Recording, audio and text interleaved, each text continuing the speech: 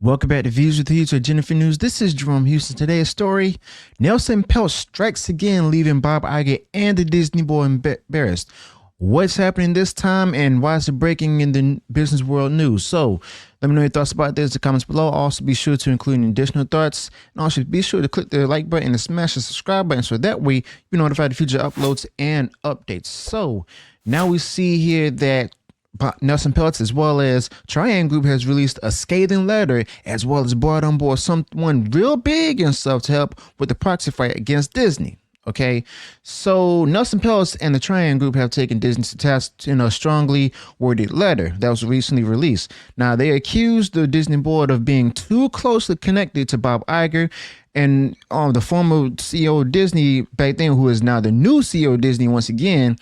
And his close association, they claim, has resulted in a lack of objectivity, focus, alignment, and accountability, especially accountability within the company itself. Now, in their letter, Trian proposes a solution to the problem itself, where they put forth two board member candidates, Nelson Peltz himself and James Rizzolo.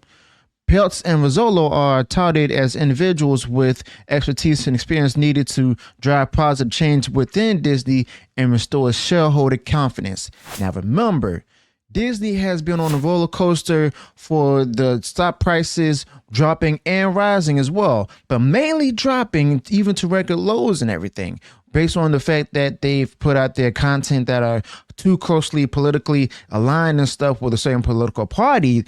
And rather than just providing family-friendly entertainment as well as attractions, okay? So in other words, Disney decided to go go woke, which is leading them to slowly go broke, okay? Though they lost a lot of money, they still have enough money to actually change things around as well as put forward projects. But at the same time, the speed is going to start picking up soon. Okay, and with that being said, this also led to shareholders losing confidence in Disney, as well as media turning against Disney as well.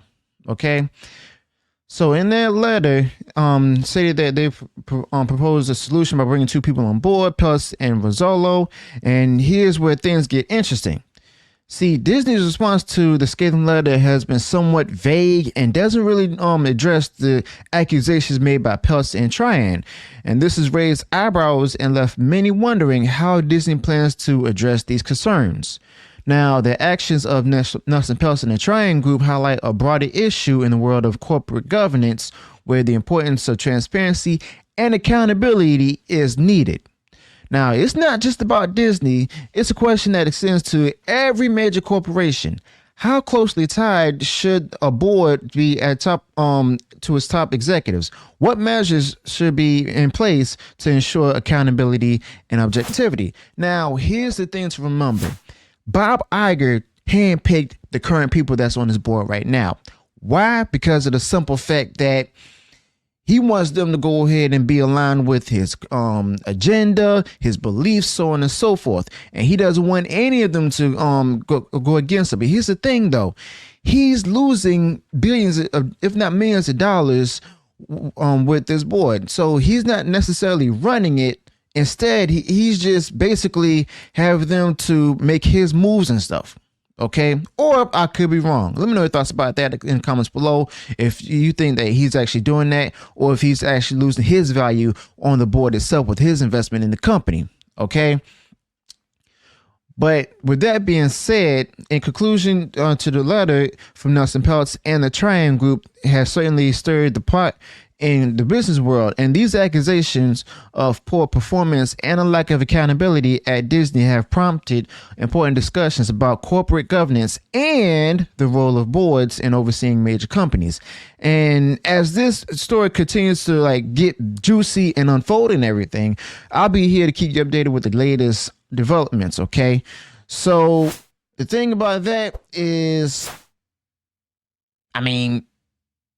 Disney had this coming. Bob Iger had this coming. Okay, he hired Hugh Johnston as CFO, as y'all remember, to go ahead and go up against Nelson Peltz. Okay, now Bob Iger has to make a lot of boneheaded decisions and everything, but the fact of the matter is he's still failing. The company is failing as well. And Nelson Peltz is actually making moves while Bob Iger has actually hired somebody to take on the role of CFO to try to go up against Nelson Peltz, to silence him, to stop him from what he's trying to do. But the fact of the matter is Bob Iger is actually fighting an uphill battle.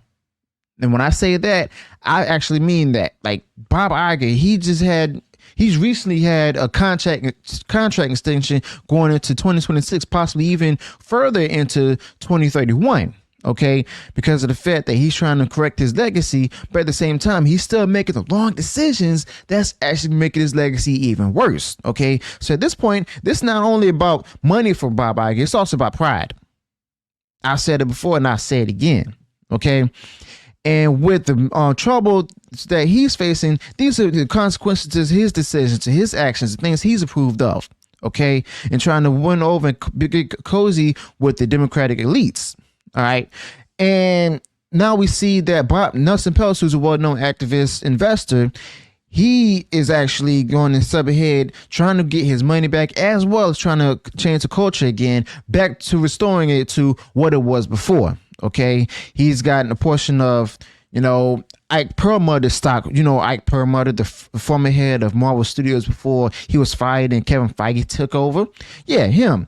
He's actually supporting Nelson Peltz in this proxy battle. Okay. And with that being said, Bob Iger has to be shaking in his boots right now, because the fact of the matter is the media's turned against him. The media's turned against Disney as well. And we also see here that, with all that's happening with the movies and everything, Bob Iger has one last hope, and that's to change things around. And even with that being said, that's going to take about, 5 years at least. Okay. So I'm wondering what's going to be developing next. I wonder what's actually going to happen, and remember, as I've stated earlier, the company's been lacking accountability. Bob Iger's been passing blame to, the creators of different content, movies and stuff, such as Lucasfilm, Marvel Studios, even Pixar. Rather than admitting, I approved of these things, I have similar blame to it, I need to go ahead and change things around. But no, he continued to double down on a political ideology. He continues to double down on the different things that's been put out there that didn't succeed, that's been failing. He also continued doubling down on blaming others for the failed projects, but took credit for everything that may be successful. Guess what? It's not even much. He even took credit of something that he didn't even have a hand in creating, such as the Avatar: The Way of Water movie. Bob Iger, instead of being the CEO, he's acting like a politician right now, blaming people for when things go wrong, but taking credit when things are going good, assuming that people will actually love the content I put there just because it has the Disney name on it. So let me know your thoughts about this in the comments below. Let me know what went wrong in the video. Also, be sure to include any additional thoughts that you might have in the video. If you enjoyed what I shared in this video, go ahead, smash the like button, share far wide across social media. And if you have done so already, you enjoyed all the content I put out there, go ahead, subscribe to the channel, click the bell notification, so that way you'll be notified of future uploads and updates. Until then, peace.